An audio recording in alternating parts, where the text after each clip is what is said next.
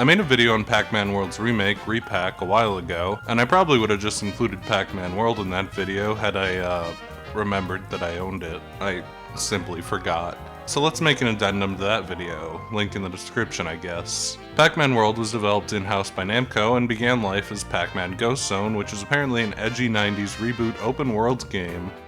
And Namco fired almost everyone involved, scrapped the project, and made something a bit more sensible.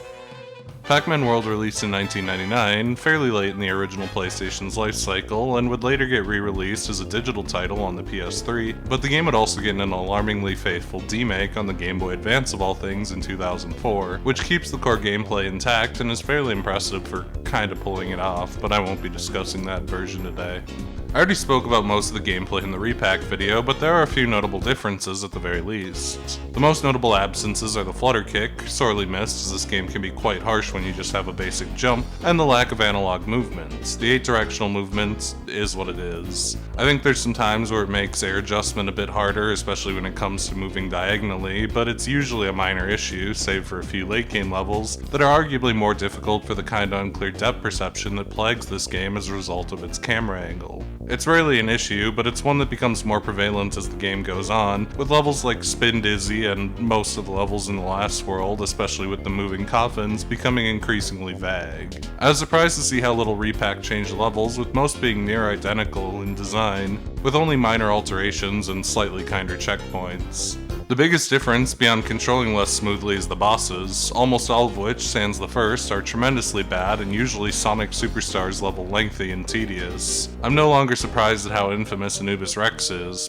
By the 4th time you hit him, you have to dodge a sweeping laser that goes back and forth, slow-rolling tornadoes, meteors that you kinda just have to predict, as ending your rev roll takes too long to dodge them, and fireballs popping up between the rev roll platforms, which are incredibly small and surrounded by death. And if you manage to get all 4 revved, you're on a short timer to hit Rex. It's a ridiculous amount of stuff to manage and comes down to knowing and managing how and where you take hits. There's no getting out of it unscathed, really. King Galaxian is kind of the same idea as before, but goes on substantially longer and gets incredibly chaotic as it goes on, plus there's no auto-fire, you gotta mash. I got so much hand pain attempting it that I eventually caved and used a spoon to mash all 3 shoot buttons incredibly quickly to cheese him, which doesn't feel that great. The shitty go-kart boss is top-down this time. It's a bit awkward to control. I'm not sure if it's full-blown tank controls or full-blown directional because it's so slippery and awkward that it's kind of hard to tell. But honestly, it's pretty easy as the opponent racers are very prone to being dead well before the end of the race, which is kind of funny in its own way. Chrome Keeper is both much less involved and incredibly tedious, but also easy. In this version, after he kicks a crate at you, you can get a metal power-up to push switches in the arena, although they're on a fairly short timer after one is pressed, and the large magnets circling the area eat into your time if they catch you. If you're even slightly competent, you're functionally unkillable, as even if you get dropped into the poison water, you can jump out if you're quick enough, and dodging the boxes is pretty simplistic. The only thing that changes across the 8 entire hits you have to do, which is so long, it takes like 10-15 minutes, is that he kicks the boxes at you slightly faster, which functionally doesn't change a single thing about it. The final boss is a really cool idea, but equally tedious, with Talkman using Pac-Man's powers against him and Pac-Man needing to use them in return. When he's throwing power pellets, Pac-Man needs to do the same, but also you need to pelt him 30 fucking times, which takes ages. When he's butt slamming, you need to butt slam buttons to get him stuck, and then butt slam him 5 times, which takes a relatively long amount of time. And when he rolls around the arena, you need to dodge and roll into him 5 times. The idea is really cool and you get plenty of extra health from the Pac family, so you're not really at risk of dying, but it drags on way too long, and both the butt slam phase and rev roll phase have a pretty decent chance of sending you flying at seemingly random, which kills you instantly and means it's back to the start. The levels are the real star of the show in this game, obviously, it's a platformer. And their designs are pretty good, even with the fairly slim moveset, but the bosses are so rough that it honestly drags this version down a little bit. They really deserved the butchering they got in Repack because they are tedious at best and nightmarish at worst.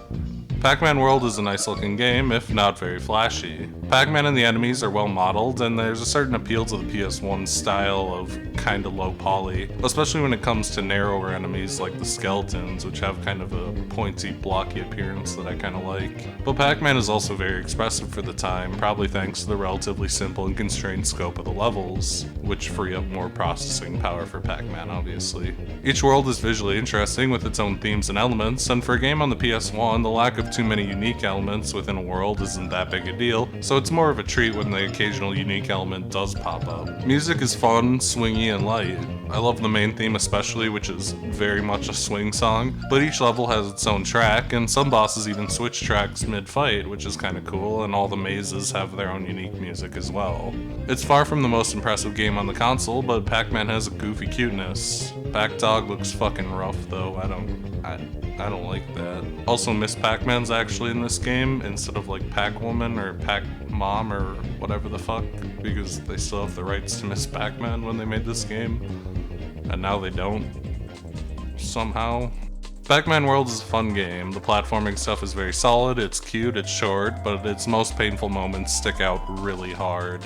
The bosses are painful, sometimes literally in terms of King Galaxian, and they all drag on way too long. It's an area that Repack almost entirely fixes, but also I think this is a case where Repack is just so substantially better than this original game. The remake maintains all the strong level designs and themes from this original game, while smoothing things out with modern analog controls and a better camera and a really fun and solid additional move that really helps with some of the trickier parts, remastering the already good movement, making the checkpoints a little more generous. The original's a lot less clean in comparison, and it does have some old school charm because of that lack of polish, but even though I enjoyed the game, I think I would much rather return to Repack than the original in the future.